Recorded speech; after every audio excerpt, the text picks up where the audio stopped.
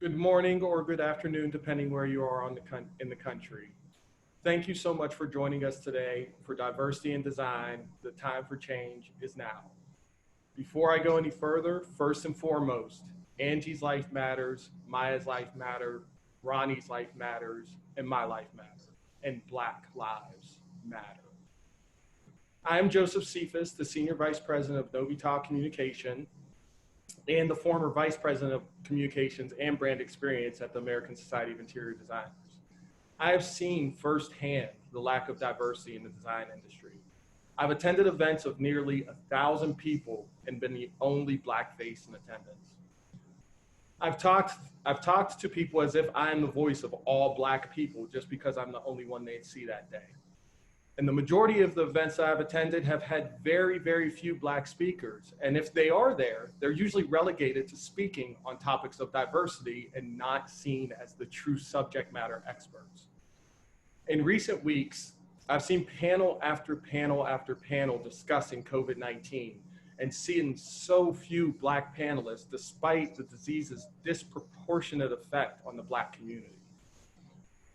The goal today is to have an open and direct conversation about racism and social justice and the role that design plays in it.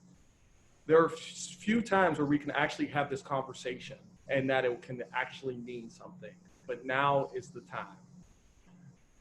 During this conversation, you may feel a bit uncomfortable, and that's okay. That is a sign of growth. We are used to being uncomfortable. This will be the same discomfort that I felt when I was in a boardroom and somebody called me boy, or when I was in a meeting and somebody told me that I looked like a thug because my beard was longer at the time, despite the fact that I was actually wearing a suit. Or the time that I was in a workplace and somebody told me that my dress was too urban. As we watch yet another Black person murdered, I'm absolutely horrified, but I'm not shocked. We don't have the comfort of surprise. It is something we constantly deal with, and that is always around us. Surprise typically comes when you're living your life like everything is fine, and then something comes to abruptly change that. That has not happened. We live this every day. The idea for this panel came on Saturday as I peacefully marched through the streets of Brooklyn with my brothers and sisters. I was proud to see the difference of groups of people working together towards a solution. I saw people passing out granola bars, bottles of water, masks, and hand sanitizer as we marched through Flatbush Avenue. I thought that as I was marching, I thought this might be a good time to have this conversation and have a captive audience. That march that I was making is the same one that my grandfather made as he marched on Washington and listened to the I Have a Dream speech. It's the same one that my parents have made. It is the reason that my parents focused on education and why my siblings and I, between the five of us, have 9 degrees, because they focused on education in order to have equity. But I'm concerned for my nieces and nephews that they're going to have to make the same marches that I make. And I live every day trying to make this world different so that they no longer have to march and we have true equality. I'm joined today by a powerful panel of accomplished Black women who can speak directly to the lack of diversity in the architecture and design industry. Ronnie Belizaire is a corporate real estate manager at Daimler. Ronnie is an experienced project manager and designer with over 5 million square feet of architecture and in interiors and industrial projects managed, and that she managed to deliver in her 13-year career. She currently serves on the IDA National Board of Directors and has previously served as the Georgia chapter president and the foundation chair. Dr. Angie Scott is an assistant professor at Georgia Southern University, where she teaches residential design, human-centered design, and sustainability, among many other interior design programs. She earned her bachelor's and master's and doctoral degrees in interior design with a focus on evidence-based design from the University of Minnesota. She is from Minnesota, so she can speak directly to the pain that is happening there right now. She was named to the Well Community Advisory in 2020 and is an inaugural ASID Ones to Watch Her. Maya Bird Murphy is the founder of Chicago Mobile Makers, an award-winning nonprofit organization that brings design-focused skill-building workshops to underrepresented communities. She's a Chicago-based architect, educator, and maker. She's also the founder and Maya believes that architecture should not be about privilege and must expand and accommodate more people through teaching and community engagement. A few quick housekeeping items. The first half of this session will be just the panel discussion, but the second half will be an interactive Q&A from you, the audience. We welcome all questions and really hope that you speak up, even if you feel slightly uncomfortable. Please use the Q&A function at the bottom of your screen and not the chat function if you'd like to ask a question.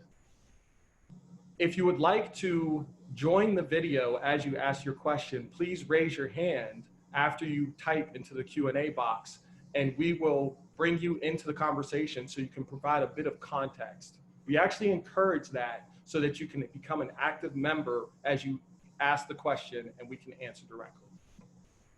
To quote my favorite author, James Baldwin, not everything that is faced can be changed, but nothing can be changed until it's faced.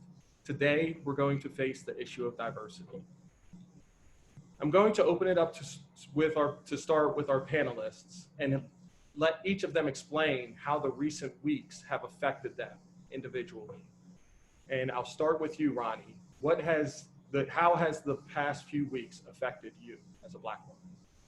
Thank you, Joseph, for that introduction. And ultimately, for me, I would say the past week has been a bit of a reckoning. On the day that George Floyd actually was murdered, I just remember thinking to myself that in the middle of a pandemic, when nothing else is happening, when there's nothing else for us to be doing, that somehow a Black life still gets taken at the hand of law enforcement. And for me, that was what was jarring. It wasn't during normal life as usual, as people have been used to over the past years, but it was during a pandemic when nothing else was happening. And I don't know if that's the reason why now this reckoning is being heard by so many different people, but I know that for me personally, that's what was jarring. That's the thing that literally clicked in my mind, that even in a pandemic, a Black life can be taken with such gall, with such boldness, and with such lack of empathy and compassion, because for that officer to be kneeling on his neck for nearly 9 minutes with a certain bravado, as the video reflected, all I could think of, is this man not human? Is he not human enough to be worthy of being able to stay alive? And so for me, that's what has been tearing me up inside over the past week and a half. Thank you so much, Ronnie. Maya, I'll pass it over to you. Sure. I think I'm going to share a contrasting view just because I think, you know, we've heard a lot about anger and frustration, and, you know, we are just incredibly tired of going through this. I feel like we go through this process every year or even more than every year. And it's a process of grieving. And it feels like hopelessness sometimes. It feels like there's nothing that we can really do about it. But I do want to say that I have been feeling a lot of hope recently, just because these protests feel different than anything that we've seen in a really long time. I think this is the first time we've seen so many international protests. And I do think that's also partially because of the pandemic, that, you know, people have the time and are, you know, people are bored and they are actually listening maybe for the first time, and it feels different this time. So I'm feeling hopeful. I'm wary, but I'm feeling hopeful that, you know, this could be a step forward. Thank you so much, Maya. Angie, pass over to you. For me, I've experienced many different feelings. It's been a roller coaster ride for me. As you stated, I am from Minnesota. I am in Savannah, in the Savannah area now in Georgia. I've been here for close to 5 years. So the majority of my life was spent in those places that you saw burning, in those places where you saw the marches. I know those shops, people, streets intimately. They're part of my childhood. and part of my adulthood and a part of my kids' childhood. So it's been really hard. So if I get choked up, you have to excuse me. Before that happened, we had a devastating loss to my family personally, like a couple of days before the George Floyd killing happened. My uncle died, and he is in a small town in Georgia that we visited as children. Every summer we would come down here and visit our family in that town, and everybody now is gone. My family was prominent in that town, and it really felt eerie going back there, just to have, like, feeling like I have nothing to come back to there. 2 days later, this happened in St. Paul, Minnesota, where I'm from, where I'm seeing buildings burning and people that I know. Sorry. Okay. Don't apologize. People that I know who are dealing with this firsthand, who, you know, I'm in contact in social media. I'm in contact right over the phone, just checking to make sure everybody's okay, checking to see if my nephew's okay, you know, who's in his early 20s and wants to go down there in March. And I'm proud that he did, he should. But all of this amidst COVID, you know, knowing that this is still lurking in the background, knowing that we're gonna see huge spikes in a couple of weeks across the world again. But I was specifically thinking about home at that time. And then on top of that, where I live in the Savannah area, I'm about 45 minutes from where Brunswick, Georgia is, where Ahmaud Arbery was murdered. So that happened about a week before this happened. Well, it all came out in the news about a week before this happened. So just everything around me has been crazy. I do, like Maya, feel hope. I am extremely proud of my community at home and how they stood for what is right, how they organized. And I knew a lot of those organizers who were out there in the community and putting things together, and some who have feared for their lives because of what's taking place now. But in spite of that, they are still out there helping. They're still out there, you know, helping people get food, helping people clean up, you know, from their stores, helping people with, you know, any type of, you know, housing that they may need. And I also want to really, I really am proud of our government, our state government, Governor Waltz, Mayor Frey, as well as Mayor Melvin Carter, and the leadership that they have shown, as well as Keith Ellison. The leadership that they have shown. And so I am proud, I'm happy about where this hopefully may take us in the future. I'm optimistic. I am deeply saddened. I'm hurt.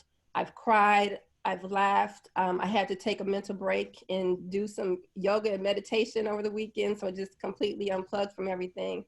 But we're gonna get through this because we've gotten through things in the past, and we're a resilient people.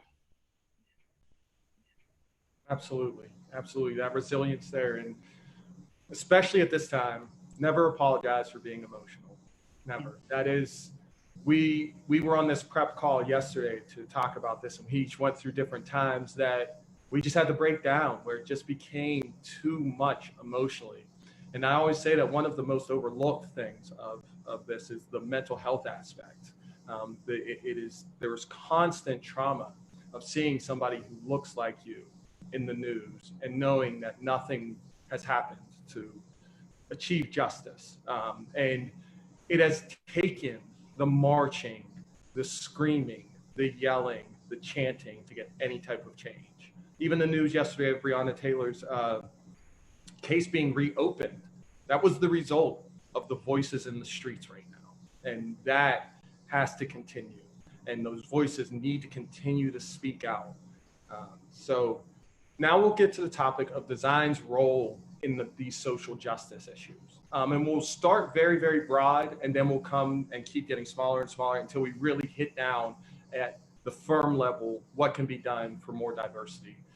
But I want to start with more so looking at kind of urban design. Segregation, although it is not in the law, still exists. And the first place to look at is where people live and where they go to school. More than half of the nation's school districts are in racially concentrated districts where over 75% of the students are either white or non-white.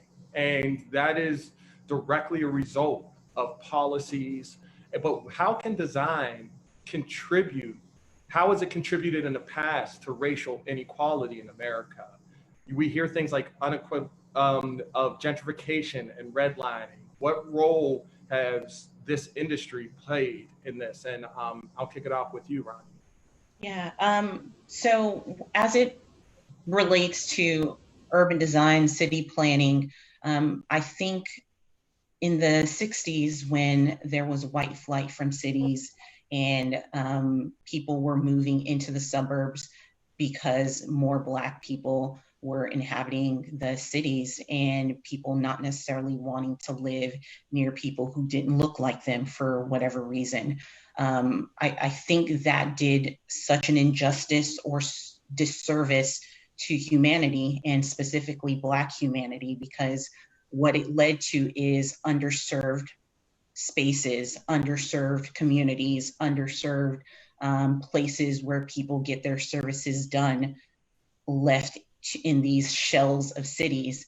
For instance, if you live in the Metro Detroit area and you live in Detroit proper and you live in probably in a part of Detroit proper that's completely underserved, it could take you an hour just to get to a grocery store because you've probably got to get on 2 or 3 buses just to be able to do so. And I think that's a lack of the thoughtfulness in city planning and city design for the closest grocery store to be potentially a Whole Foods that services the people who might be a little bit more affluent in downtown Detroit, but then who can actually afford a Whole Foods. I do pretty good for myself, and I personally can't shop at Whole Foods all the time. So for that to be the closest grocery store, it's a bit laughable, right? So I think when people start to think of how they plan cities or how they can replan cities, that's an important thing to consider. The green space that's around. Are there parks? Are there parks that actually are clean? Are there parks that actually have toys and games and playgrounds that children can actually use and play on? These are all things that Black communities have traditionally suffered from just because of the systemic neglect of where these Black people live. And I think it's important that design starts to answer to that. Design starts to be cognizant and forceful about that. But I'll leave it there because I know the other ladies have things to add to that. And Angie, or Maya, go ahead. I just wanted to add, we should also think about like environmental injustice, and there's really no opportunity to rebuild. So we talk about the things that we could do now as designers, but then we have to think about all of those things that were set up a long time ago that need to be completely dismantled. So imagine a neighborhood that's right next to, well, actually there's a real life thing that happened here in Chicago where a coal plant decided to demolish their smokestack or something, and it covered a neighborhood in dust in the middle of a pandemic. And that kind of stuff happens all the time in our communities. And it's purposeful. So how do we dismantle that kind of stuff and then also move forward? Angie, anything to add? Yes. Definitely, I totally agree with everything that Ronnie and Maya said. I think we also, really need to pay attention to housing and housing policy, how we look at how we design housing for poor people, people of color, and usually a lot of times, as we've seen, Black people are people that are occupying that housing as well. So, instead of really looking at, or not even really looking at people as they're humans, in that case, when we're thinking about where we're locating these housing facilities or structures. I was one of those people who lived in a low income or affordable housing at one time. And right outside of my window was a coal stack that they decided to implode. So I sat in my window and watched all of that black smoke plume and cover everything with my baby in my hand, and wondering how is this going to affect everybody around, like long term. So it's real. And, you know, even just with the electrical wires that are adjacent to, you know, those neighborhoods, how is that affecting people in their brains, their neurology? You know, how is that affecting us physiologically?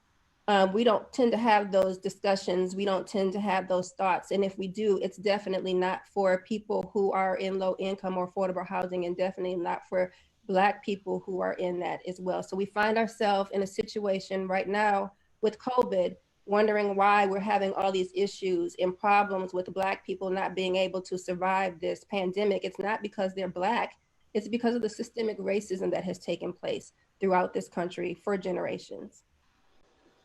That's a terrific point. The University of Pittsburgh Medical Center recently put out a report that really looked at systemic racism within healthcare. And there were so many jarring statistics about doctors believing symptoms of Black patients less, them less likely to prescribe pain medication to Black patients than white patients. And it's unbelievable to hear it at that level, that even when you go to get treatment, that there is still the system working against you. But staying on the topic that you just brought up of, it seems, you know, recently ASID and IIDA really have done a terrific job of really a better job of showcasing what interior design actually is and what designers do.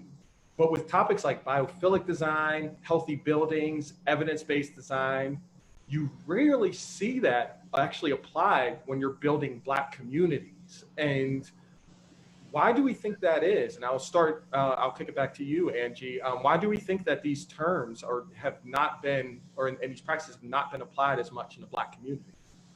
Well, I think it goes back to what you were saying with, you know, the healthcare. I look at all of this well-being as part of health, right? And so if you have a group of people who have been left behind, left out of conversations, not being, I mean, they're not even thought of to be considered, maybe we should go talk to this group, you know?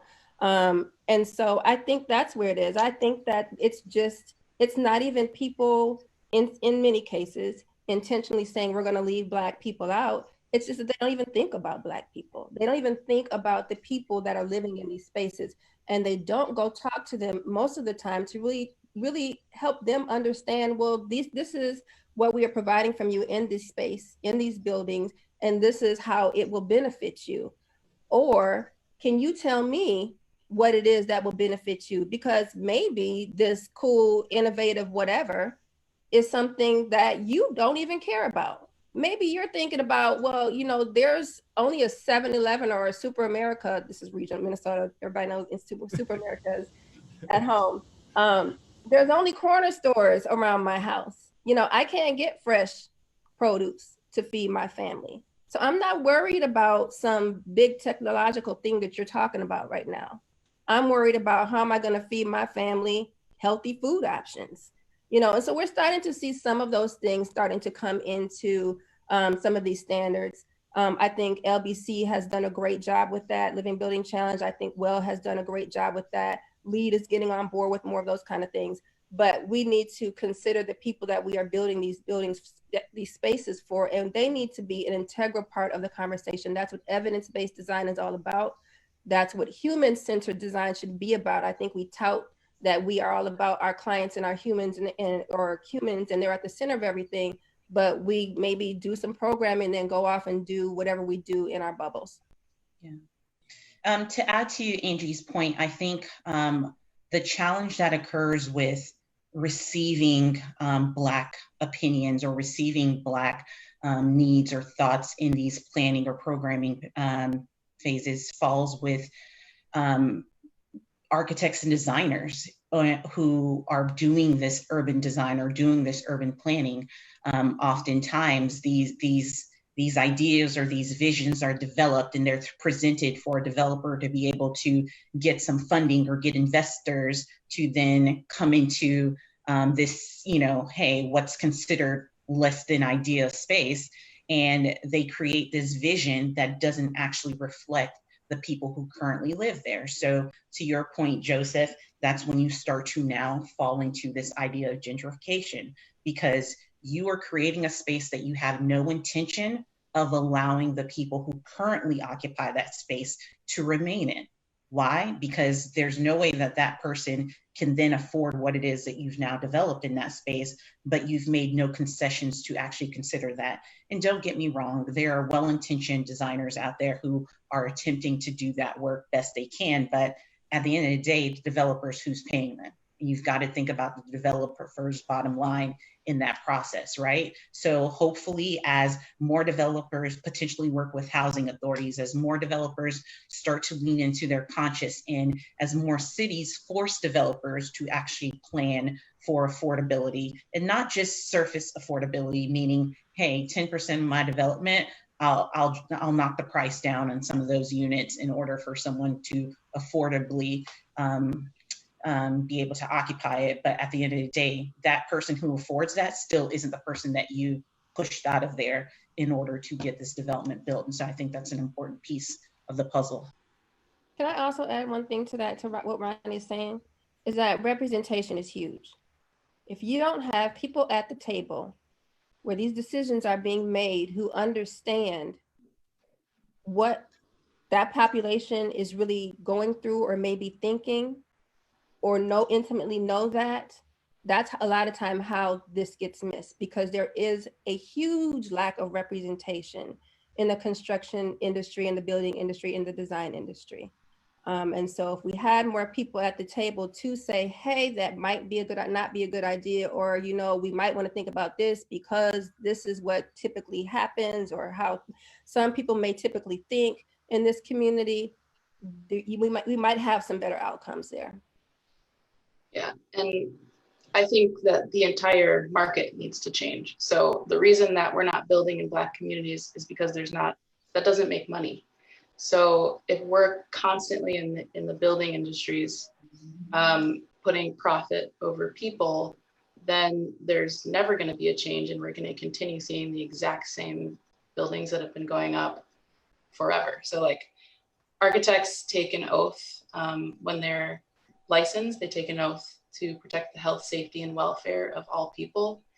And we're clearly not even doing that yet. So to talk about LEED and to talk about WELL and all of these great things that cost more money and make the building healthier, we can't even talk about that until we are providing healthy and safe housing and places for people to be, which I don't think that we're doing right now. Perfect. Before we move on, any last thoughts on this topic? Okay. I think it's just, I think it's just important once again to focus on making sure that there is representation on all sides, meaning the people who are developing, the people who are actually doing the planning, and then the people who you potentially are impacting, those residents, making sure there's community focus groups that are part of this discussion and planning is the only way to do this the right way. And then we can start a discussion of doing anything else. Yeah. Can I add one thing? Yes, please do. I do want to really touch on the biophilic design piece. I'm really a big proponent of biophilic design, well-being, nature, and the restorative effects, the positive health effects that nature has on our bodies just as people. And that's an area of study of mine. And it's something that I've talked about at different conferences, but usually people who are disproportionately people of color do not get the benefits of this, because unfortunately nature has been monetized and has been seen as a luxury. And so we're not seeing as many developers wanting to include courtyards with green spaces, or floor to ceiling windows, or having more open spaces to help us with Prospect Refuge. Like all of those all of those factors and all of those features connected to biophilic design are extremely important for more disadvantaged populations, because they're the ones who need those resources the most, and they get them the least. Absolutely. Absolutely. So, and a big part of this is defining the problems and also trying to find solutions. So we talked about a few of community involvement as well as representation at the table. What other steps can be made to not only help stop the bad practices, but start to solve, and how can the design community and architects, how can they come together to actually start fixing these problems and doing it the right way? I'll start off with you, Maya. I think it's a lot about education. And, you know, when we go to school, at least my experience, I wasn't taught anything about social design. All of this stuff that I've learned to this date, I had to research and find myself, which is a huge disservice to every young person going up through school. And so I am a huge believer that we need to start really young. So I think that children should be learning about their environments and taught to look around and to observe everything. And then that's how they start to understand what is right and what is wrong, and also what they can change and what they should be striving for. So I think that it's all about education and exposure. Absolutely. Ronnie, any way that we can start to find solutions to solve some of these issues? I agree with Maya when it comes to the education piece, and education doesn't necessarily need to actually happen inside of a classroom. The firm that I was at previously, we had a summer program at the Boys and Girls Club that was locally, centered around where we were in Atlanta. And we had a program, and this Boys and Girls Club was majority Black kids, right? And this program allowed them to start to explore the design process. And it wasn't, we didn't do it in some, classroom type way with, chalkboards and people sitting at desks. We had them outside. We had them thinking about how you solve a design problem. So we'd give them a problem and they'd solve it. And, to watch the creativity that these kids can actually come up with when presented with the opportunity to do so, when someone just simply asks them, hey, what would you do to make this better? And they can come up with that. And if we start to expose more kids to that type of learning, to that type of exploring their creativity, I mean, the possibilities are endless. So I think we have to start at that young granular level to make sure that they're exposed, so that their curiosities will force them to start to want that education, and programs in schools, let alone universities, will start to have those things available for them. Absolutely. Absolutely. Angie? I would just, follow what both Maya and Ronnie are saying. I think having exposure to it so that we can start to create a pipeline of design from a young age into the profession, so that we can have more representation. That can start in preschool, with these types of activities that, Ronnie is talking about, being curious, asking kids, to, really expound on those curious thoughts that they innately have. We think that way when we're that young, but then we are educated to not think that way as we get older. And so really focusing on that. My kids were part of a great school in Minnesota, Dodge Nature Preschool, where they just were immersed in nature all the time. And didn't matter how much snow we had, how much rain, how much whatever, but they problem solved. When I first got there, there wasn't really much of a playground. I'm like, well, what kind of place is this? The kids don't have playgrounds. But nature was their playground, and they problem solved in order to, figure out how they were going to come up with a solution as a group, as a community. So that kind of education at a young age, in addition to, these programs, I'm seeing a lot of them starting to pop up, and I'm really excited about that. One of my professors at University of Minnesota has started doing that, and I was part of helping her with that when I was a grad student there. But really just exposing students at a young age. Junior high is when she was having these students come in and have like a day-long camp, design camp in a way, and really looking at design thinking and how we can problem solve and talk to people, right, in order to problem solve. Yeah. And I would add really quickly, it's also about skills. So I'm a big fan of skill building. And so these are skills that people can learn when they're really young. So let's say, you know how to build a box, that somebody teaches you how to build a box. And even that, though that's really simple, you can maybe take that problem solving and design thinking and those skills, and you can share them with others. You maybe will become a carpenter later in life, but there's something that's really powerful about knowing a skill and sharing those skills, that I think that's another way to get as many people exposed to things as possible. And they can use those skills however they want later in life. Absolutely. Can I Absolutely. add too about the education piece, Joseph? We also need representation in higher education in our interior design programs. So I remember when I was in undergrad and all of my architecture, history, design books, you know, all had, you know, different eras, you know, looking at Roman architecture and Grecian architecture and, you know, European architecture, you know, but there was none of us included in that. There was a little bit about Egypt, and from what I remember, and that was it. And from the textbooks that I still see to this day, nothing much has changed. There have been a few more books that have come out, but they're not typically adapted as the regular text for the class. And like Maya said, you have to go seek those things out on your own. So I try to make it a point to teach my students about those things, about those different architects and designers and that representation that we're not seeing. And, you know, and just make them aware. Look around you. Doesn't everything look the same? Why aren't you questioning that?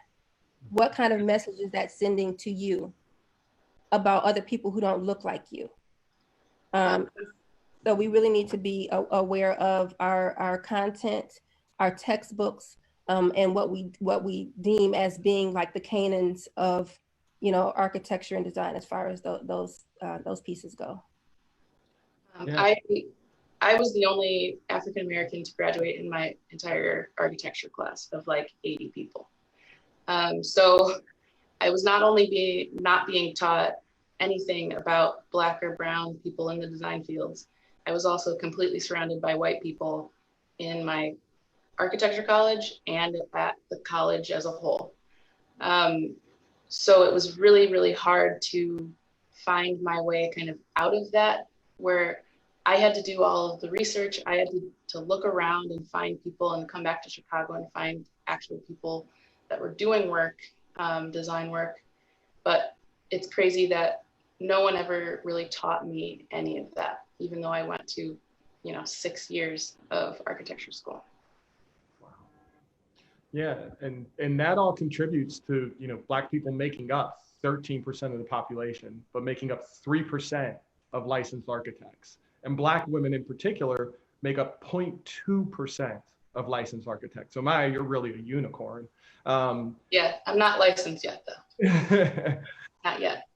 Interior design is just as bad, where it's only 6.8% of interior designers are Black. And it's really not getting much better, where right now in CETA accredited schools, only 7% of students are Black. So it's like that is the pipeline is continuing to be the exact same percentage.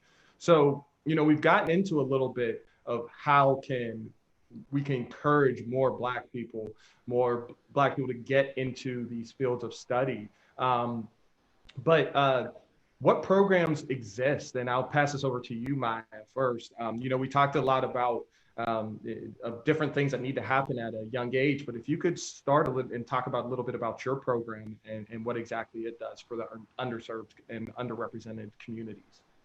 Sure. So I founded Chicago Mobile Makers about 2.5 years ago. I actually did it as my thesis, my Master of Architecture thesis. And I developed everything during that thesis process, and then was also working full time, and then also incorporated all at the same time, which was a crazy process. But as soon as I graduated, I was ready to start hosting workshops. And it started really small at first, but now I think last year we engaged more than 650 youth. So we go all around Chicago and give design thinking and problem solving workshops. So as an example, one of our workshop series is where kids figure out how to build a building in Chicago, so a Chicago landmark. And they have to do all the research, and they have to draw, and they have to figure out how the building goes together, and then they build a model of it. Our longer workshop series, which is kind of our claim to fame, is called Community Makers, where we pick a site that's close to, let's say we're at a school, it's close to the school. And the students we go through the entire process of design. So the students do mapping and analysis. They do a SWOT challenge to figure out what is in the neighborhood, what's good, what's not so good, what are some opportunities. And then they actually design and build a model of their positive intervention in that space. And I think that these programs are popping up, definitely. I think, Angie, you said that, like, Project Pipeline has been around for a really long time, and ACE mentorship. But I think that what's unique about what we're doing is that we're specifically talking about communities, and we're talking about the community that the student is actually in. So it's very granular. And I think that, you know, we're engaging kids that are aged 8 to 18. So it's a very fun process. I should also mention that we're building a mobile makerspace right now. And it's in a USPS delivery van. And so we're soon gonna be holding workshops outside that are design build workshops, where people are actually gonna be making tangible change in their communities pretty soon. It's almost done. That's awesome. That is awesome, Maya. So continuing on that topic, and really we spoke a lot about exposure, you know, the exposure to this as a career, but then even when you're aware of this career, what is kind of working against the Black community and the Black youth for them to really pursue a career in interior design or architecture, where, you know, they go to, it seems that a lot of Black students tend to go to more sure things when it comes to education, things where there's a direct career path that you can see in front of them. But how else is that working against the students? And Ronnie, I'll pass it over to you to open that. Very interesting point, because this somewhat happened to me as well. So I pursued interior design as a second degree. And I come from a family of immigrants, Caribbean parents, Haitian to be more specific. And for them, you know, you're a doctor, a teacher, a lawyer. Those are the professions they actually understand. And then if you say, okay, I'm going to study business, they figure out, okay, well, that means somehow she's going to make money.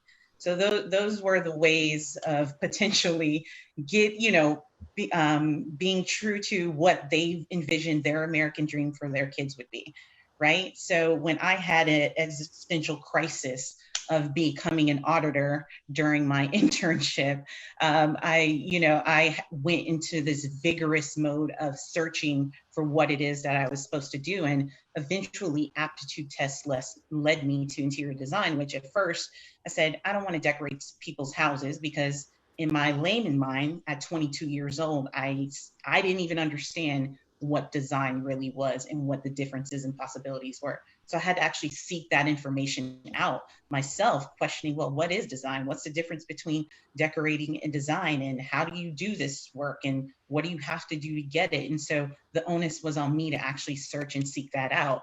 So I think when it comes to somehow getting the general public to better understand the world of design and architecture, architecture, I think a lot of times in a lot of Black communities is seen as something so far reaching, something that is unattainable, something that's a rich people thing, when the truth is architecture and design affects your everyday life. But they don't understand that. They understand it as this luxurious thing that only certain people have access to. And so how do we start to find a way of bridging that gap in teaching that, not just to kids, but to the community at large, right?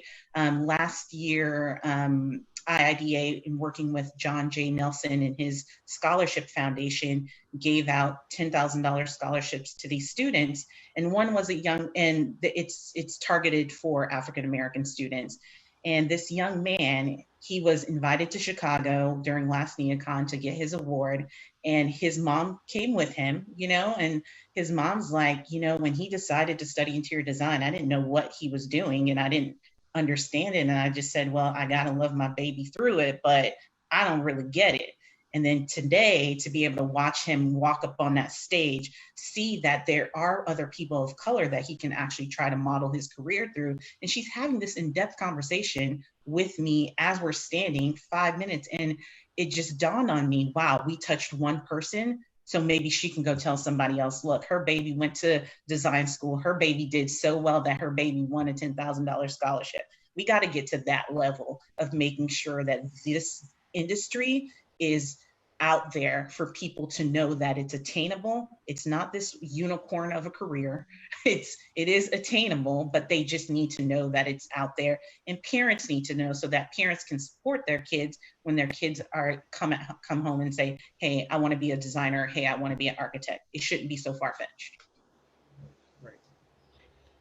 I think for architecture, it feels really far-fetched because it was made to be exclusive and it continues to be exclusive. Just for people who don't know, the process to become an architect, and I have not finished this process yet, and I've been working for a very long time. You need to get either an undergraduate degree and a graduate degree in architecture, or you need to do a 5-year professional program. And then you have to do a number of hours, thousands of hours of working time. And then you have to take 6 different exams that have a pretty high failure rate. And all of these things cost money. So that's another barrier. Architecture puts so many barriers up for people and hoops to leap through. So it is a very hard profession to see and say, oh, that's attainable. I can do that. And then also on top of it, you're not seeing any other Black or brown people in it. And so it's very hard to see yourself actually making it when you see all of the steps that, you know, it takes. But I'll counter that just a little bit, because I think a lot of times the programs that teach architecture across this country that have been deemed like, you know, elite programs, you know, obviously you're going to have that problem, right? But there are HBCUs out there that actually have amazing programs. Florida A&M University, one of my alma maters, has an amazing program. North Carolina A&T has a program. And the list goes on. And I think for those situations where you have students who potentially don't see an entry point, an HBCU is that type of program that literally loves on these students and helps them walk through and navigate that. And so I think while it's okay to say, hey, I want to seek out, you know, to find what is deemed the best of the best, that elite education can still come from an HBCU too, but I don't think it's applauded enough. And I don't think the people who've graduated and succeeded outside of HBCUs is reflected and seen. And so, you know, half of my mantra in life is to make sure that people recognize that, because HBCUs have an amazing way of nurturing lost students or what's deemed lost students. And all of a sudden, these people go from a freshman year potential dropout to all of a sudden a graduate student who has excelled beyond measure. So I think we need to not isolate HBCUs and make them part of the larger conversation as well. Sure. I agree with that. But I do want to say that is the case for architecture, but that's not the case for interior design and HBCUs. Yeah. And so we need more interior design programs in HBCUs. And I was actually thinking about that. I was like, well, Angie, why don't you help to get one started? You know? So that's a goal of mine. I know that I'll help you with that. let's do it. Seriously, I am a big proponent of HBCUs. I did not graduate from one, but I did go to Alabama A&M my freshman year, and I have lifelong friends that I still talk to this day and visit to this day. There's nothing like an HBCU. I'm sorry, so that does need to be there. I want to also add to what you all were saying about, just entry. It is still, even if you are able to get into an interior design or architecture program, the money it takes to be in that program is expensive as well. So the textbooks that you are required to purchase are expensive. The tools and the hardware, the software that you are expected to have in those programs are extremely expensive. And so that is a huge barrier for students who come from, lower socioeconomic backgrounds across the board. That doesn't matter if you're Black, white, or whatever. And so that's something that I think needs to be addressed. And that could be a reason why we're not seeing more people. So I'm really excited to see people from, just all across all walks of life to be part of this profession, because it is a wonderful profession. There's so many different things that you can go into that interior design touches, because we're designing for people, and people occupy spaces, and so I really am a big proponent of what ASID, their tagline is, design impacts life, because it definitely does. I remember how I came into interior design. I just remember even in preschool, understanding how space made me feel. I've always had a connection to space, and just when I walked into a room, how it affected me. And so I always looked at how the space affects you mentally and physically. I went back and looked at something a while ago from the first day of undergrad school in interior design at the University of Minnesota. And they had us write on these cards, why are you interested in being an interior designer? And I said, because of how it affects me mentally and physically. And this was way before, this was like 93, way before we got into, well-being and all that kind of thing, and understanding that on the scale that it is now. This is always, well-being has always been around, but not on the scale it is now. And just feeling like I had the freedom to choose that profession, because my parents always instilled in me, I can do whatever I want to, and I can be whatever I want to. And I totally understand what Ronnie and Maya are saying about and you, Joseph, a lot of Black communities and a lot of Black parents say, we need to make sure that you get a good education, that you get a good stable job, you become a lawyer or a doctor, or, something that we traditionally see as stable, because we need for our families to survive. It's a survival tactic, education, in our communities. But my parents gave me enough latitude and freedom to say, Angie, you can do whatever you set your mind to do. And whatever you do is okay with us. And so I actually left interior design at one point, because I felt like I was not making a difference. I've always wanted to do something for people. And I just felt like interior design was all about making something look pretty. And, people who had a lot of money were designing these spaces, or corporations. And I just didn't see myself reflected, and I didn't see the type of work that I wanted to do reflected. So I left, but it's something that I love and I came back to. And then that's when I started to see, oh, you can pretty much go to whatever path you want to with interior design.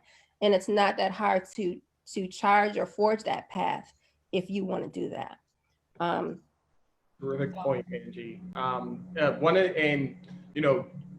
I don't want to feel like we are blaming our parents. This is their reality of that. The margin of error for Black kids and Black students is so razor thin that they're like, go into these because you have literally no room to fail. There's so many times where, it's failing at, you hear about stories about somebody failing at this, and then finding a way to succeed. That is incredibly and exponentially harder for those in the Black community. And just a few quick housekeeping notes. One, HBCUs are historically Black colleges and universities, for those who don't know that. And keep in mind, this is a 90-minute session, so I know there are a lot of questions out there. We will get to them after this panel discussion. So don't be worried that we will be ending at 1 o'clock. We still have another half hour. So to bring things into reality, because we speak about now going into the firm structure and actually getting into firms and really the industry as a whole, we talk about racial discrimination, but can you provide real examples of this happening? Because a lot of times racial discrimination is happening in the workplace that people don't know about. And a lot of times hearing really how things happen within the workplace and how it made you feel, and that brings to life and brings to reality to other races of what it's really like. So Ronnie, I'll start it with you. How have you experienced racial discrimination within a firm in the workplace? So let's be clear, it's not overt, right? It's not someone blatantly saying, hey, you're Black and this is going to be your experience and sorry for you. So sometimes it's unconscious bias, right? So an example is I started working at a firm, a big firm, and they do recruitment fairs and they go everywhere to recruit students for these pretty good, amazing internships that we actually have. And I remember my first year there, I was just thinking to myself, well, why do we go to this school, that school, but we don't go to this school or that school? And, the question was like, oh, we just don't, but the office that's located here, they probably do it too. But there was no conscious like, oh, let's actually find out if that's actually the case, because we're going past this city to another city to recruit. But yet you're telling me somehow this city that we've passed by doesn't fall into our realm of recruiting, right? So I will say I'm very happy to report that they did, within the next 2 year and a half, 2 years, actually start recruiting. And one of those schools was FAMU. And I just have to add that there, because guess what? That's the push, that once you're inside of a firm, you can have those dialogues and you can ask those questions, and you can start to make people question and think about why it is that they don't do certain things that you in your mind see as the most simplest thing to do. Go to the school and recruit. If you do that, guess what? You're now solving for a problem without actually having to do anything different or add any additional dollars to your bottom line. So for me, I think that's, a big piece, is making sure that firms are intentionally recruiting African-American students just as they would any other student.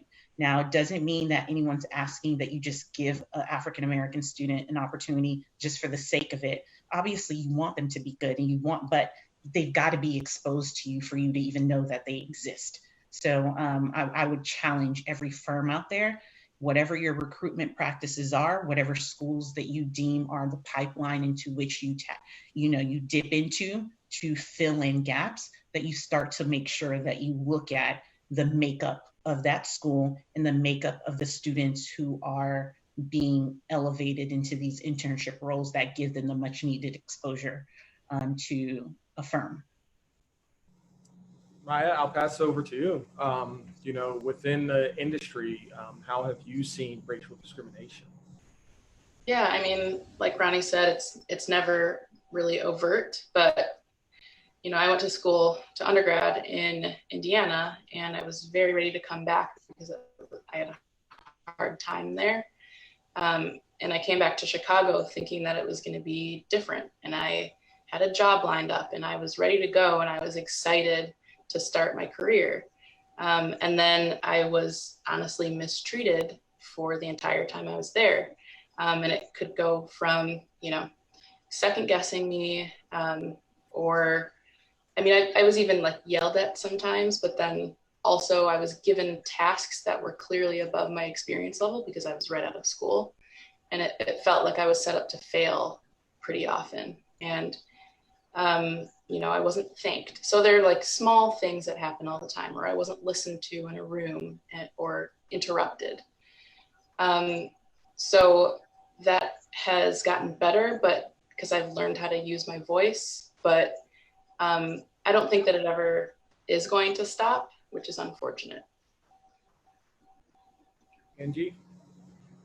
Well, there are definitely microaggressions all the time. And as a Black person or a person of color, I think that you are always questioning yourself whether, okay, did this happen because of my skin color, or am I just oversensitive? So like I'm always checking myself to make sure that that's not the case.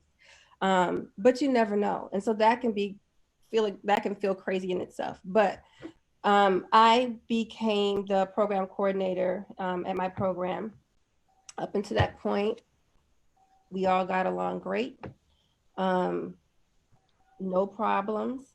As soon as I became the program coordinator, I was, overtly disrespected. I'm not coming to your damn meeting. Just going behind and just creating division among the rest of the team. Being told to get out of someone's office while I'm sitting there just having a regular conversation. Things that I'm just like, is this happening right now? Like I've never been treated with such disrespect. Now, I don't know if that's not commonly what happens.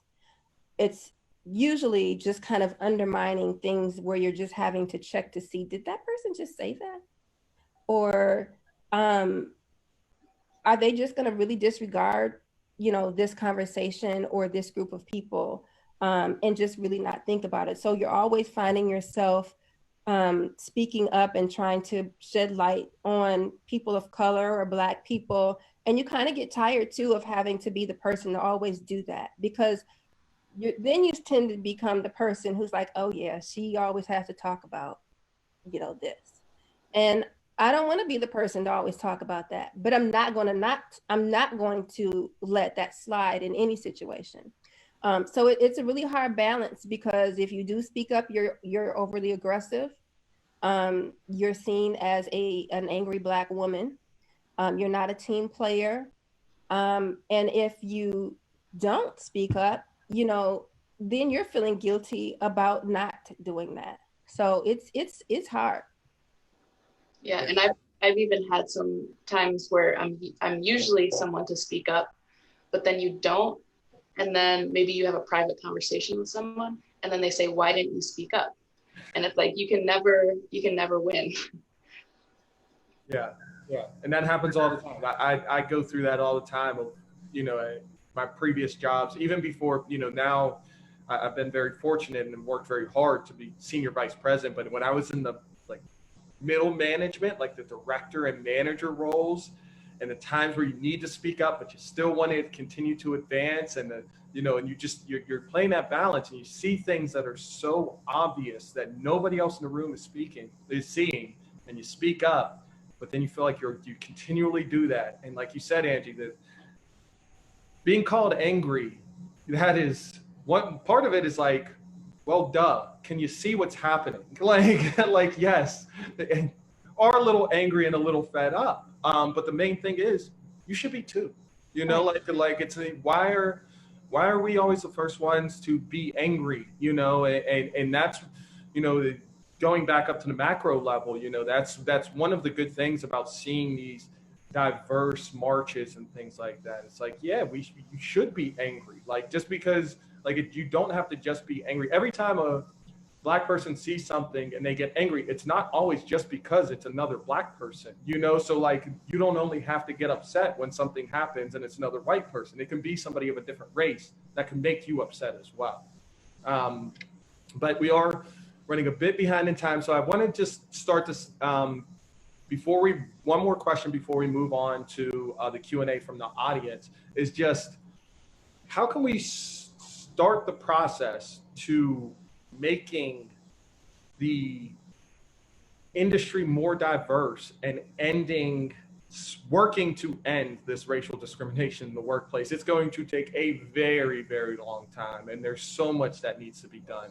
But what steps can firms and management start to do to increase representation and to start to stop racial discrimination within the workplace? I'll start with you, Ronnie. So I would say discussions like this are important. We happen to be in a specific moment in time that is allowing for this discussion to happen. I don't know that this discussion would be happening on this platform at this level had the week's incidences not happened, right? So allowing these type of dialogues to continue to happen, I would say every firm take a long, hard look at whatever your manifesto is, whatever your action plan, your mission statement is, and start to determine if that mission statement, if that vision statement actually reflects diversity, right? And I don't mean watering down diversity into this idea of everything, right? Because the unique experiences of Black people when it comes to the workforce, when it comes to design, needs to be seen as something separate from this overall diversity bubble, because it gets lost and washed in there when it's a unique problem that needs its unique set of challenges outlined in action plan. So I would say every firm, if there's someone from a firm and it's represented here and you're touched by whatever it is that we're saying here, take that moment, go to whomever heads those initiatives within your firm and ask those hard questions. And it's better to ask and nothing happens versus you just sit back in silence and hope that eventually somebody catches up. So I would urge that people do that and then literally create a measurable plan that they can have a report card on. And then that report card each year start to determine, hey, did we achieve this? Meaning, how many Black people are actually within the titled staff of a firm, right? And when I say titled, those are people who are actually promoted into certain tiered, elevated statuses within a firm, right? With principal being the highest level. Literally give yourself a report card and start to see how you're measuring up. If your goal is 13% of the US population is Black, then maybe 13% of my titled staff needs to be Black. How are we measuring up against that? Ask those hard questions and literally check it every year. Don't just let it go for this moment in time. Check yourself every year. That would be my one task. So we saw so many companies put out statements, which I think is a completely new thing. So I think, wow, that was great to see. But about half of them, or maybe more, were, you know, messages of solidarity, but then they had no action steps. So the plan is the most important part. You can't put out something, it's like, you know, the kind of trendy black square that everybody was putting out. Yes, it's great that you are saying that you support what's going on, but there needs to be actual action, and you need to put that action into words and make it public, or make it at least public to the leadership in your firm. Angie? I agree. There was someone posted something before we got on here, and I thought it was really interesting, really interesting. They said exactly what Maya's saying. Thank you for all of your wonderful graphics about support, but let me see your board of directors. I want to see your C-suite. How much representation do you have there? The research that I've done shows that when people have a more diverse workforce and leaders, that they actually do make more money. The return on investment is greater because you have a diversity of thought and perspective there that can help you to solve harder problems, right? So making sure that representation is just not the janitor sweeping the floors and taking out the trash, and making sure that representation is just not your, valet person outside or in the parking ramp. Making sure that it's not just your entry-level positions in the mailroom or sitting at the front desk as a secretary. Make sure that you have people of color in all levels. And I want to go further because we do have these quotas in companies where you have to meet, especially if you're getting contracts from states and that kind of thing, where you have a certain percentage of women and minority owned or minority in your corporation, in your business. And a lot of times people feel like, if I just have a woman in the C-suite, then I've checked off that minority box. Or if I have a gay person or a lesbian person in that position, I've checked off that minority box. And I challenge you to look around and see how many people of dark skin that you have in your companies represented, because that's a big difference. We are treated differently as dark-skinned people than any other people on this earth. And so I challenge you to really look around and check your company and your organizations and make sure that that diversity is there across the board. Yeah. Terrific, terrific. Yeah, and that's a great point. That's really, that is, I mean, it was in the description for this of the statements, taking those statements and turning them into action. That's what's key. It's like the statements that I thought were better were the ones that said we're part of the problem and we are going to do better. You know, the ones that just said we stand in solidarity and then they ended it there with nothing else after, like, bye. Things are just going to continue just the way they are. Like we know that. And there are so many of the statements that when you read them, as soon as you read them, you knew there wasn't representation in the room that crafted that statement. You knew it is obvious. And even though we're talking about those statements, the people that have not made statements, those are speaking even louder.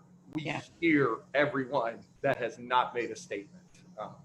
So I would love to continue to go like this, but we do have to open it up to the audience. So Emma, can you bring in our first question, if you don't mind?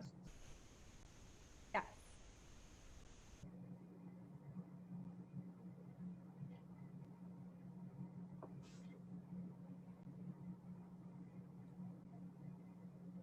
Just give it 1 second.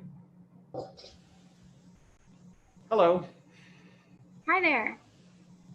Can you hear me? Yes. Angie, Ronnie, Maya, and Joseph, thank you for showing up today and being a part of this amazing conversation. My whole question kind of is based off of how do we break the ice without offending people. As the sales and marketing manager of Deca Contract here in Minneapolis, it tears me up. My heart has been hurting, and I know it's not hurting as much as anyone else's right now. But I can fairly say that we have colleagues I work with day to day from Hong Kong, from Belize, from Puerto Rico. We have the diversity. We don't have the words. We don't want to offend people by not saying enough or doing enough. So how do we, recognize everyone's stages of grief, understanding, and how do we meet each other, where everyone is at during this time in order to heal? Because I recognize, I want permanent change, and I believe design can be the answer. I just don't know how to express it correctly. Okay. Talk to people. Yeah. Jamie, this is Ronnie. I'll take a stab at trying to answer your question there. So I think the number one thing to think about is if there was any other problem or any other challenge that you were looking to solve, where would you start? You would probably start with research, right? But because this problem is tied to race and the fact that people are scared to, literally just at the end of the day, you literally walk up to someone if you want to have a dialogue with them, say, I don't have the words, I don't know where to start, but understand that I am working on it. And I've had multiple people do that with me over the past week and a half, where they're like, hey, I actually started reading this book, or I actually started doing this, because I think the most important thing is you've got to get past the discomfort and just realize that we're human just like you. And all we want to know is that you hear us and that you have determined that you're going to start an action plan of your own, but you should never put that onus on the person of color to tell you how to do that. But just coming to them and saying, I hear you, starts to bridge that gap, because more than likely, they're going to want to start offering some in advice to you once you do that. But I would suggest you don't ask them, how do I do it? Yeah, and just to add to that, Ronnie, that was terrific. I said that even just this week, my Instagram post was, talk to your Black coworkers. They're not okay. They're just used to putting on a good front. It's so used to it. And I was very thankful for my job. They let me explain, like I just got it out of why I was not okay and how things have affected me. And it really went a long way. And people just reaching out, it's no different than reaching out to anybody else when they're going through a time of grief or going through something. Just reaching out to say, hey, are you okay? It goes a very, very long way. And if they don't want to talk, they'll just say, I don't want to talk. And that's okay too. There's a lot of times that people do not want to talk about these things, and don't take offense to that. If you ask somebody if they're okay and they're just like, I don't want to talk about it, that's okay. We can continue moving, but that doesn't mean that you should take offense to that response or that you should not ask again in the future. It's just understanding that there is this, that it does impact people of color differently when, I say all the time that, see, the Trayvon Martin trial case really hit me hard because I said I was that kid. I would have been walking through my neighborhood with a hood on, and if somebody approached me from behind and was picking a fight with me, I would have gave them these hands too, you know, and that would have happened, and it cost him his life. And I say I live my life and my career for Trayvon Martin, for Tamir Rice, who should be in college right now. I'm everything that these Black boys should be right now. And so it's the responsibility that I hold as somebody who is still alive and in this position to provide a platform that they can then follow me, because they have so many risks as soon as they step outside. There's so many risks. So Can I add something to that for her specifically? absolutely. She's in Minneapolis. There's a lot of rebuilding to be done in Minneapolis. And being a part of that rebuilding is going to be huge. There are people who are driving through their neighborhoods and it's like a war zone. And so I would challenge you to be a part of that community, those communities who are rebuilding. And once you are shoulder to shoulder working with people, you'll see what they need. You'll see the kinds of things that they're talking about. And you will understand how you need to move forward as an organization, as a steward of that community and as a global steward in this country. Absolutely. Emma, can you bring in the next question, please?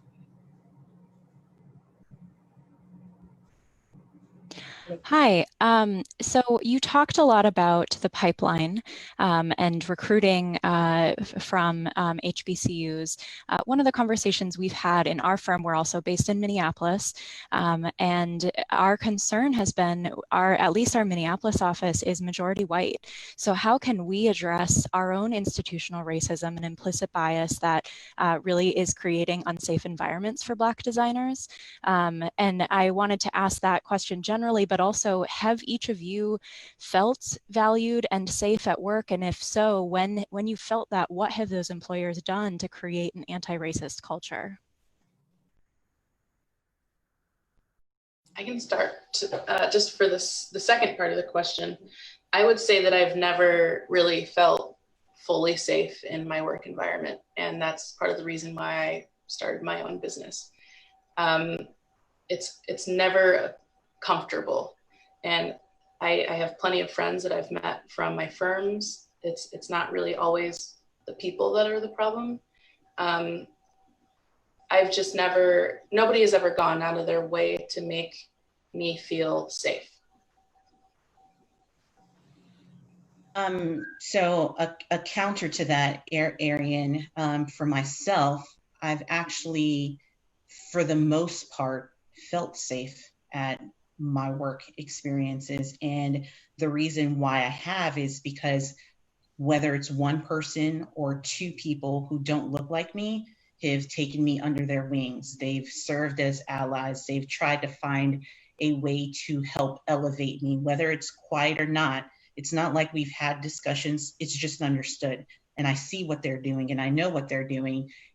But on the other flip side of that, I happen to have, grown in my career in mostly diverse cities, right? So I was lucky. I started my career in South Florida, but then the big chunk of my career, I spent 8 years in the city of Atlanta, Georgia, and Atlanta is a unique subsection of this full national firm situation where you do have Black examples. You do have Black firms that are thriving and winning work and doing work. But that's because the city of Atlanta itself has certain measures in place that allow these minority firms to be able to thrive. And while I've never worked at a minority firm, as I indicated, because of the city that I was in, I think there were certain certain steps that certain people who don't look like me already recognize, whether it's because of where they were doing business or whether it's because they really are just conscious and recognize and trying to do their part, although quiet, but still finding a way to help elevate me. So that's my counter experience. Yeah, really quick. I do need to back out of that statement a little bit because I do also have white allies that have protected me for sure. So it's always a discomfort at work, but maybe not feeling completely unsafe all the time. Yeah, I would have to agree with that. I have felt isolated, very isolated at work. And usually, or that happened the most when I was in Minnesota. And we know the population, there's a very low population of African-American people in Minnesota. But I definitely have, I would not be where I'm at right now without some really strong, significant white women who have had my back in grad school, throughout my education, who continue to still have my back, and who have, have found a way to get me to, to where I'm at, whether that is just support, like you can come and talk to me about anything, about fighting for me to be in certain positions, recommending me for certain things. And so I do want to say in this conversation that that there are really outstanding, wonderful people, white people who have been integral in my career.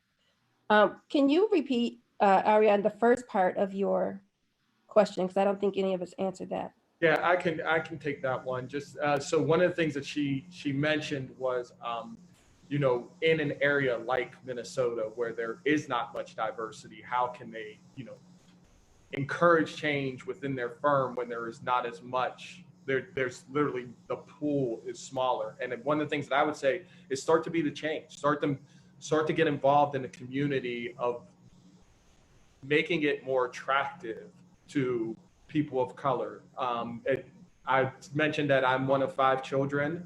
We're all pretty successful in our careers. We're originally from Pittsburgh, Pennsylvania, and none of us live in Pittsburgh, Pennsylvania. We all left.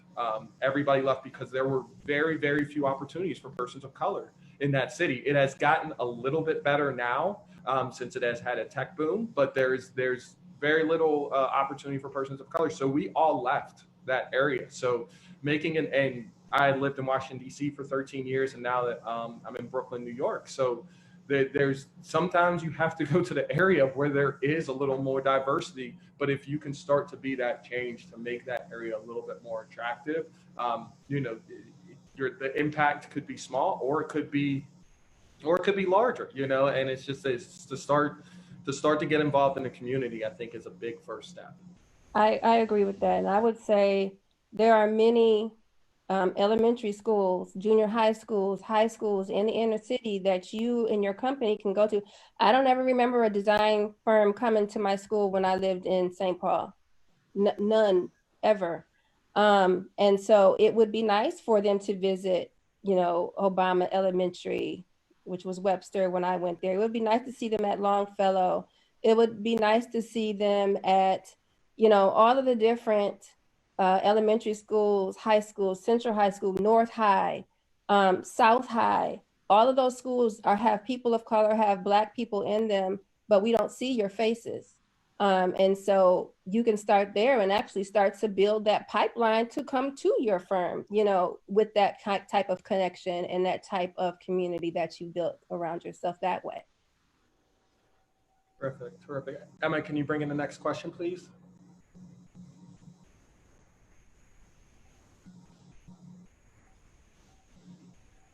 Hello. Hi, can you hear me? Yes. Hi, my name is Stephanie Simon, and I'm excited. Before I ask my question, I'm going to give you a little bit of a tiny background. I'm very excited to see all you young people sitting there on this panel. I am a little older, so I've had a little bit of a different experience, but interior design and architecture is a second career for me. So, but I was the first African American in the state of Louisiana to be certified by examination in interior design. What's really funny about that is that was in 2001 or two. So that's not a good thing. I do have a lot of mentors, and those mentors were white women, and they're still very close to me and whatnot. But what I look at and what I'm listening to you young people say, and I apologize if that's offensive to say you're young, but be glad you are. What I'm not hearing from you is, when I look at my question is about how much influence white firms have in urban and rural areas, in areas of minority or African American or even Hispanic areas. And my question to you is, and this is something for me in a sense that's coming from way back before you were there, is that what have we done in the design community to assure that there is a minority face representing those communities in the design aspect of it? And what I'm hearing you say, and this is for me, what I'm watching in this with the students that I'm coming across as well, and the younger people, is that it's go to the firm, go to the white firm, go get and diversify the white firm. And I've been in a white firm in DC and whatnot. All the things you're saying are very important, but I think it's also very important to encourage young people to take a look at African American firms, to consider that they are there and they are available, and they may not be doing what HOK or one of the other ones are doing, but you get that very much that hands-on approach. Mm-hmm. And so the more we're seeing, the more we advertise that we're available. Mm-hmm. Most African American leaders and communities are not aware of the fact that interior design in particular is not decorating. You know, that we are in charge of your health, safety, and welfare. And that's our charge. And they don't realize that. So educating the people around you is important. Educating the students, there's a broader spectrum of opportunity. All those things are what is going to improve our numbers. You know, what you just said 6.8% of interior designers are African American. I came in when it was 3%. But I constantly were in my seat on ASAD boards and going out into the communities and going to career fairs with children and young people and whatnot. I encourage them that there are different aspects of life beyond becoming a lawyer or a doctor, and also beyond becoming an employee. And not that they should not become employees, because we have to learn to do things before we grow to the level of controlling something. You know, I had a mentor, he told me, master what you delegate. You can't master what you delegate if you haven't touched it. And so I'm watching all of these young people come out of school, and they're going into these big firms who draw. And that young person doesn't understand, when I take them in the field to one of my projects, what a footer really looks like. You know, so I'm just concerned across the board, not only what we advertise to make us a part of the process, but also how we bring along the next generation of them. Absolutely. Okay.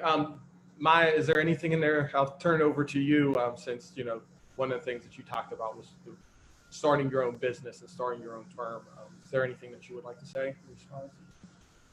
I guess it's just hard to, when you're really young. I'm 27, so I didn't go through this that long ago, where I graduated from undergrad, and then, you know, there are certain things that they tell you during school. You know, this is what you're supposed to do.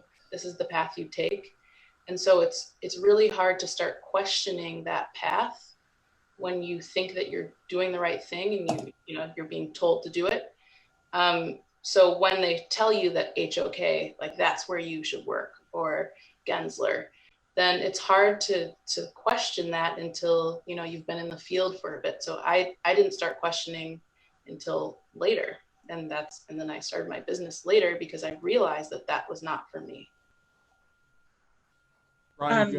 add? Yeah, so Stephanie, I appreciate the sentiment, and I think a lot of times all of that is contingent upon where it is that you're practicing, right? Because there might not be a minority firm for one to go to. As I mentioned, the bulk of my career was in the city of Atlanta, and there were tons of minority firms.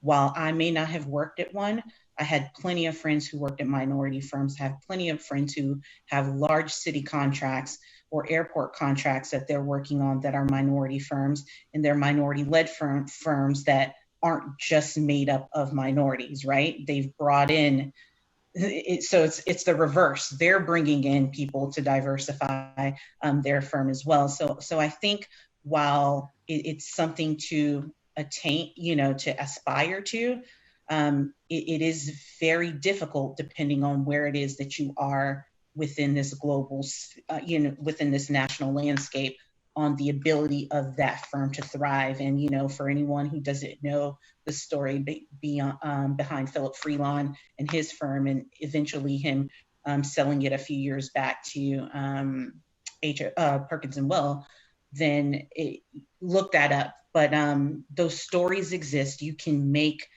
strong, equitable firms that then you might decide, hey, I'm done with my career. I'm going to sell it off and make some money off of it. So there's opportunity there, but no mistakes. It depends on the geography of where you are and whether or not there's a city or a municipality that is putting initiatives forward that are going to award work to those firms in order for them to grow into what might become some form of prominence. I agree with that. There's also organizations that really cater to Black people in the design and architecture. So NOMA, National Organization of Minority Architects, BID, Black Interior Designers Network. There's a Black Interior Designers Guild. So those are there and existing. So for people who are Black, who are in these fields, I really urge you to support and be part of those organizations. I remember when I was in undergrad, so I went through undergrad and grad school. I was the first person to get my master's and a master's degree in interior design in 2014 at the school that I was at, and a doctorate in interior design in 2015. That's only 5-6 years ago, which is quite ridiculous. I was the only Black person in my whole building at one point when I was in undergrad. I was happy just to see another Black person and to be able to say hi to who maybe could relate to what I was going through. So there is a lot of a strong lack of representation. But you can, I agree with what Ronnie's saying, there's not a lot of Black firms or minority owned firms out there. And, in order to keep afloat, they have to really think of some creative ways to do that, to bring that money in. But, I think we can, as interior designers, especially coming up, really look up those firms and do informational interviews with them. Seeing if there's a way that you could be mentored by a Black interior designer or architect. Thank you. We unfortunately only have time for one more question. I'm sorry, it appears that we have to do a part 2 of this at some point, because there are a ton of great questions that we see, and you could email them to us, and we'll try the email address that the links came out to from Emma. You can reach out to her, and please ask your questions, and I'll make sure that they get to the panelists and make sure that we can try to formulate at least a written response. But yeah, I think we do have to do a part 2, but Emma, if you could bring in the final question.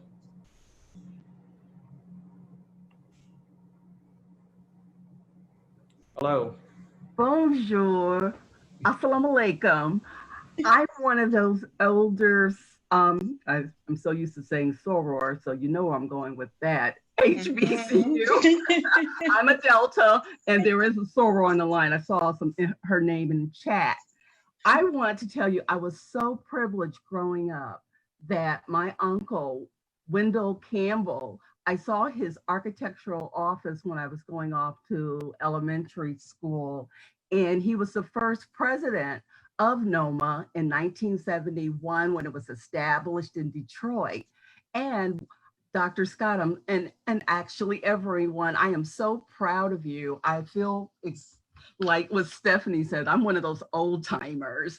And I've always been taught, because I went to a PWI, you can either design in or design out.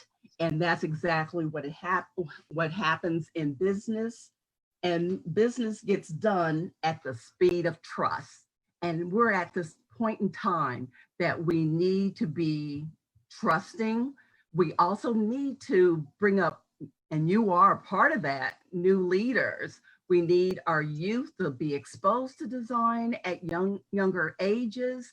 And because of, I'm just so impressed with some of the equity summits that happened with the USGBC and what we have with, I remember when I went to NeoCon, and that's when I met a lot of Black designers for the first time, and they established OBD, the Organization of Black Designers.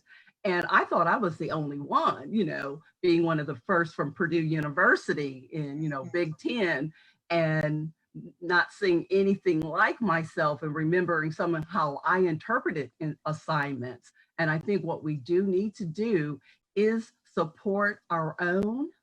And I know a lot of people may not be into that mode. You heard how I addressed you initially. I think do for self.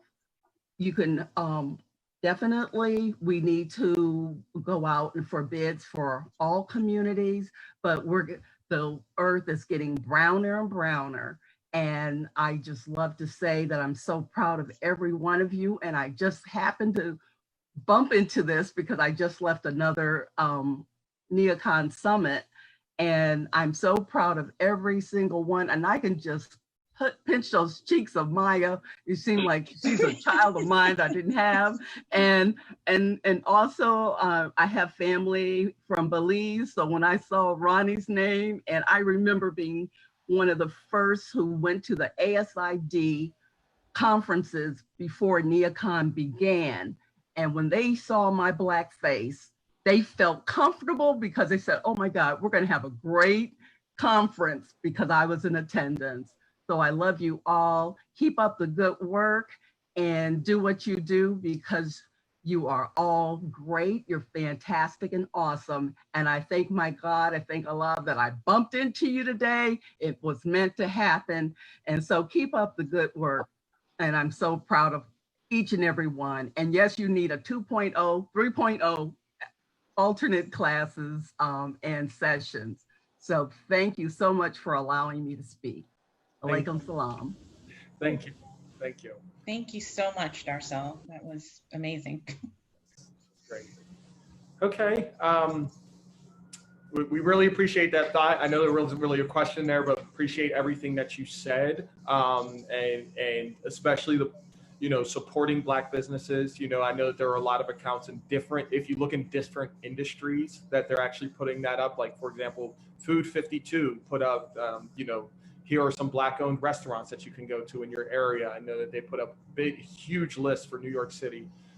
You know, do we need to do that also for A&D, you know, like of supporting the Black-owned businesses and the Black-owned firms and putting that out there so that people may not know that they exist.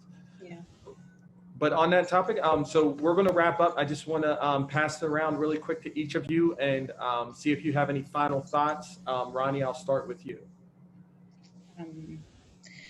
Honestly, Joseph and Emma and Novità, thank you for seeing the need for this and the timeliness of it and not wasting any time in trying to rally the troops. And I know Darcel and Stephanie think I'm really young and maybe it's the chubby cheeks and all, but I'm not as young as Maya. I am definitely skirting 40, turning 40 this year, and I don't mind sharing that. But just in my 14 years of being within this industry and seeing what changes, or I shouldn't say changes, but the number of students coming behind me that are actively interested in this field is inspiring, because I know when I was seeking it out, it didn't seem like there were that many other people who looked like me who were. And so for me, there's hope in that. Now the charge is for firms and our white allies to make sure that these little Black boys and little Black girls who are coming up who want to aspire to do this, that you start to look, you know, internally and determine how you can start being part of that story and making sure that it happens. Thank you so much, Ronnie. Thank you. Maya? Yeah, I think I would say for everyone still listening, if you have a Black or brown person who works in your company, like, go out of your way in small ways to just check in on them sometimes. Because I think that I sometimes was really missing the support of my peers and my colleagues. And so that really goes a long way and it's really appreciated. And if you see something that's not right, say something. Don't just sit there. And a lot of the times when something happened in my firm publicly and people witnessed it, they would come to me later and say, oh, I saw that happen. That was crazy. It's like, say something in the moment instead of waiting until later. But this was such a great conversation. And thank you so much for inviting me to participate. It was really fun. Angie? Well, thank you again for coordinating all of this and your leadership, Joseph, Emma, everyone involved with your organization. This has been wonderful. So thank you for including me as being part. I do want to really just, for people to stop and think about implicit bias and thinking about, you know, just checking yourself. You know, what are your thoughts about people who don't look like you? Is everyone around you similar to you?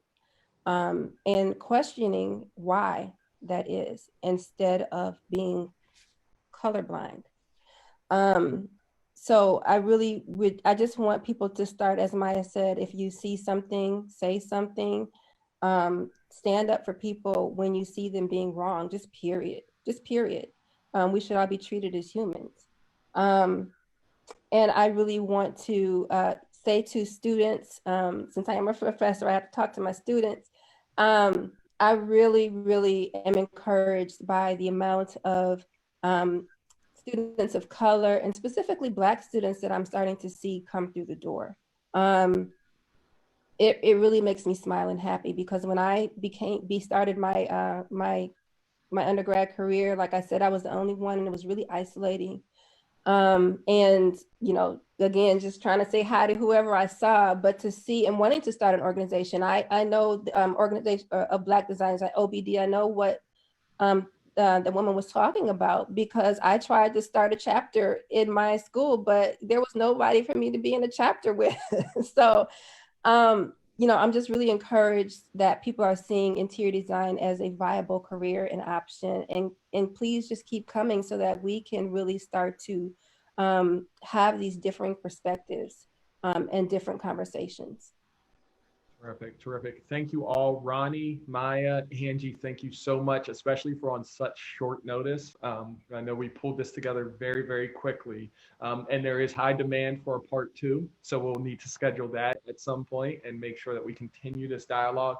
And yes, for everybody within the industry, whether you're a firm, whether you're in the media or publication, just continue to reach out and make sure that you have proper representation in the conversations that you're having. Thank you all for attending. On behalf of the entire staff at Novità, I really thank you and have a great day. Thank you.